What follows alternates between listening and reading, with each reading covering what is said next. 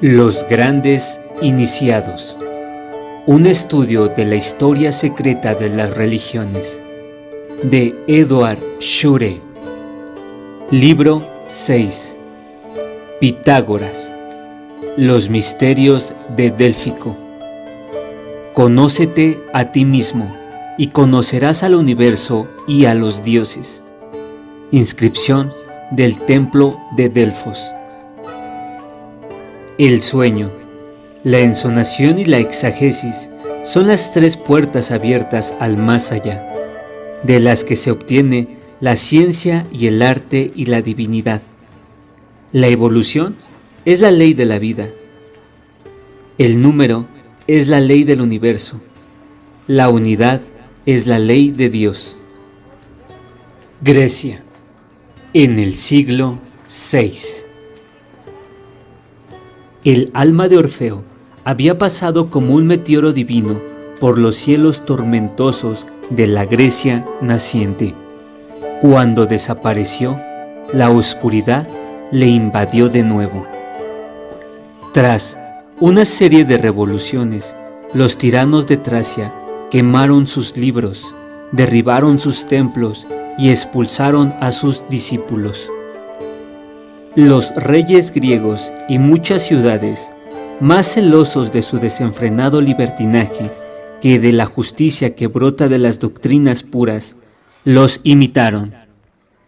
Quisieron borrar su memoria, destruir sus últimos vestigios, y lo hicieron tan bien que unos siglos después de su muerte, una parte de Grecia dudaba de su existencia. Pitágoras y Platón hablaron de él como un hombre divino. Los sofistas y los reteístas solo vieron en él una leyenda sobre el origen de la música. Incluso hoy en día, los estudiosos niegan rotundamente la existencia de Orfeo. Se basan principalmente en el hecho de que ni Homero ni Hesíodo pronunciaron su nombre.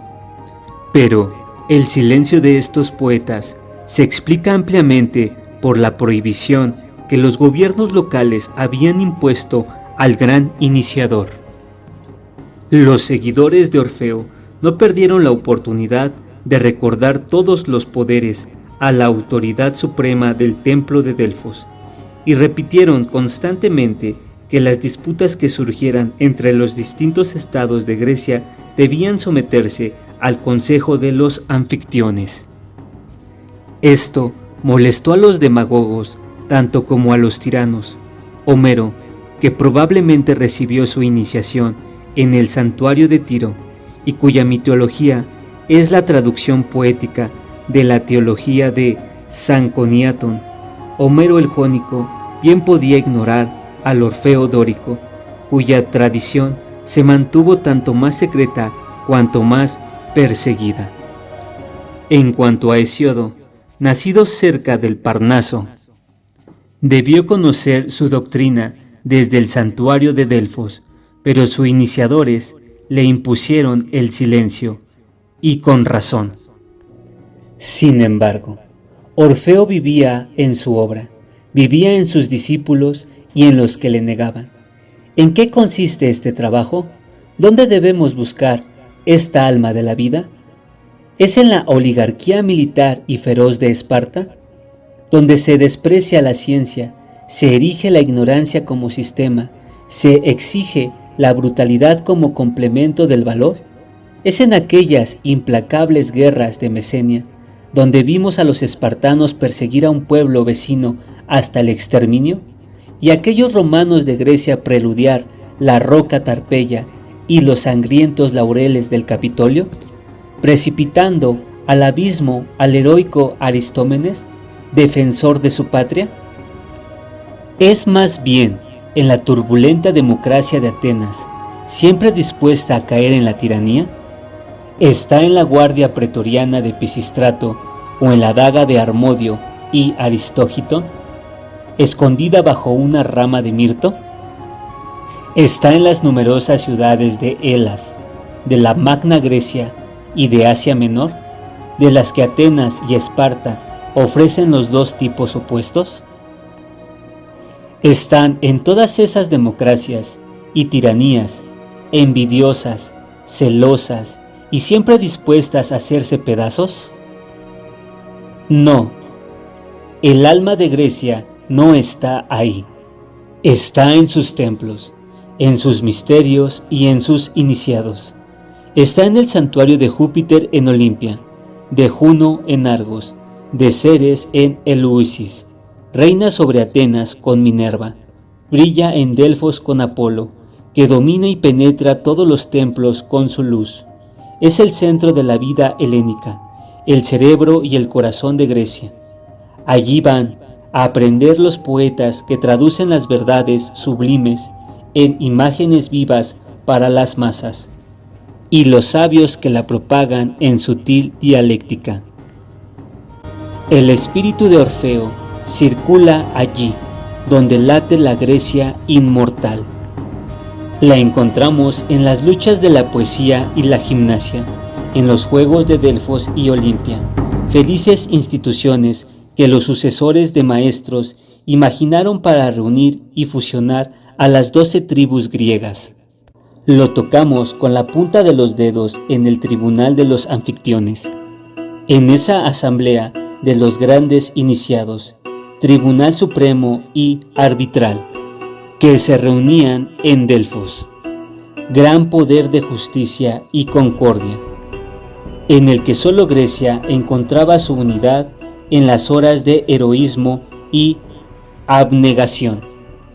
Sin embargo, esta Grecia de Orfeo, que tenía para su intelecto una doctrina pura guardada en los templos, para su alma una religión plástica y para su cuerpo un alto tribunal de justicia centralizado, en Delfos empezó a decaer ya en el siglo VII.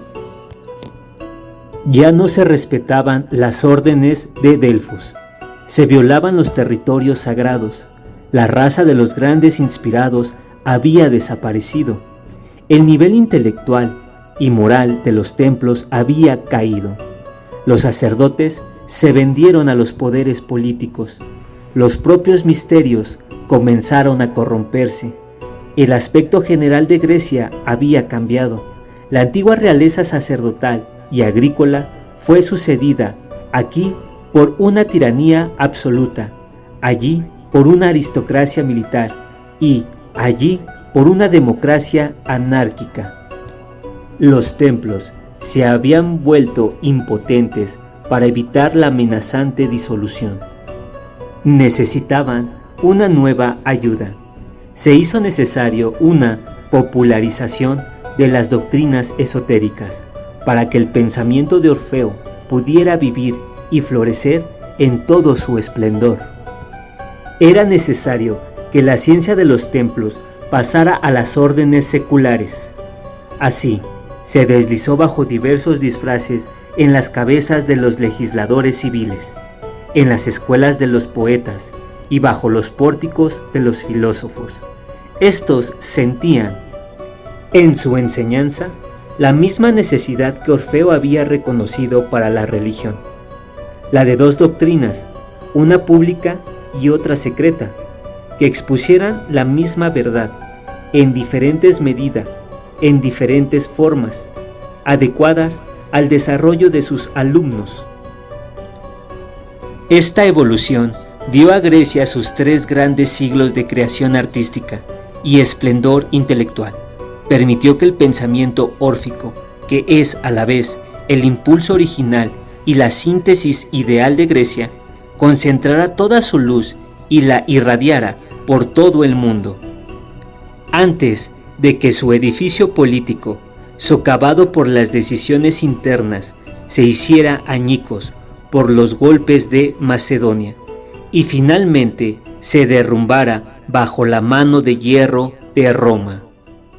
La evolución de la que hablamos tuvo muchos trabajadores, dio lugar a físicos como Tales, a legisladores como Solón, a poetas como Píndaro, a héroes como Epaminondas, pero tuvo un líder reconocido, un iniciado de primer orden, una inteligencia soberana, creadora y organizadora. Pitágoras es el maestro de Grecia secular, como Orfeo es el maestro de la Grecia sacerdotal. Traduce. Continúa el pensamiento religioso de su predecesor y lo aplica a los nuevos tiempos. Pero su traducción es una creación, pues coordina las inspiraciones órficas en un sistema completo. Proporciona la prueba científica en su enseñanza y la prueba moral en su instituto educativo, en la orden pitagórica que le sobrevive. Aunque apareció a la luz de la historia, Pitágoras siguió siendo una figura casi legendaria. La razón principal es la implacable persecución que sufrió en Sicilia, que costó la vida de muchos pitagóricos. Algunos quedaron aplastados bajo los escombros de su escuela incendiada. Otros murieron de hambre en un templo. El recuerdo y la doctrina del maestro fueron perpetuados solo por los supervivientes que pudieron huir a Grecia. Platón, con gran dificultad y a un gran costo, obtuvo a través de Arquitas un manuscrito del maestro, quien nunca escribió su doctrina esotérica, sino en signos secretos y en formas simbólicas. Su verdadera acción, como la de todos los reformadores, fue a través de la enseñanza oral. Pero la esencia del sistema consiste en los versos dorados de Lisis, en el comentario de Hierocles, en los fragmentos de Filolao y Arquitas, y en el Tuneo de Platón, que contiene la cosmogonía de Pitágoras. Por último, los escritores de la antigüedad hablan mucho del filósofo de Crotona. No se agota las anécdotas que describen su sabiduría, su belleza y su maravilloso poder sobre los hombres. Los neoplatónicos de Alejandría, los gnósticos e incluso los primeros padres de la Iglesia lo citan como autoridad. Se trata de preciosos testimonios que aún vibran con la poderosa ola de su entusiasmo que la gran personalidad de Pitágoras supo comunicar a Grecia y cuyos últimos coletazos aún se sienten 8 siglos después de su muerte. Vista desde arriba, abierta con las claves del esoterismo comparativo, su doctrina presenta un conjunto magnífico, un todo integral cuyas partes están conectadas por una concepción fundamental. Encontramos en él una reproducción razonada de la doctrina esotérica de la India y de Egipto, a la que dio claridad y sencillez helénicas, añadiendo a ella un sentimiento más enérgico, una idea más clara de la libertad humana. Al mismo tiempo, y en diferentes partes del mundo, grandes reformadores popularizaban doctrinas similares. Lao Tzu surgió del esoterismo de Fo Hi en China. El último Buda, Shakyamuni, predicó a orillas del Ganges. En Italia, el sacerdocio Estruco envió a Roma a un iniciado con los libros sibilinos, y el rey Numa, que intentó frenar la amenazante ambición del Senado romano con sabias instituciones. Y no es casualidad que estos reformadores aparezcan al mismo tiempo en pueblos tan diversos. Sus diferentes misiones tienen un objetivo común. Demuestran que en determinado momento la misma corriente espiritual recorre misteriosamente toda la humanidad. ¿De dónde viene? De ese mundo divino que está más allá de nuestra vista, pero del que los genios y los profetas son enviados y testigos. Pitágoras recorrió todo el mundo antiguo antes de pronunciar su palabra en Grecia. Vio África y Asia, Memphis y Babilonia, su política y su iniciación.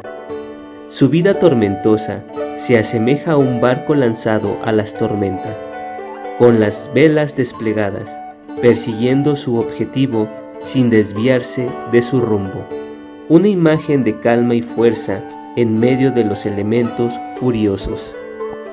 Su doctrina da la sensación de una noche fresca que sigue a los agudos fuegos de un día sangriento. Nos recuerda la belleza del firmamento, que despliega poco a poco sus archipiélagos resplandecientes y sus armonías etéreas sobre la cabeza del vidente. Intentemos liberar a ambos de la oscuridad de la leyenda, así como de los prejuicios de la escuela.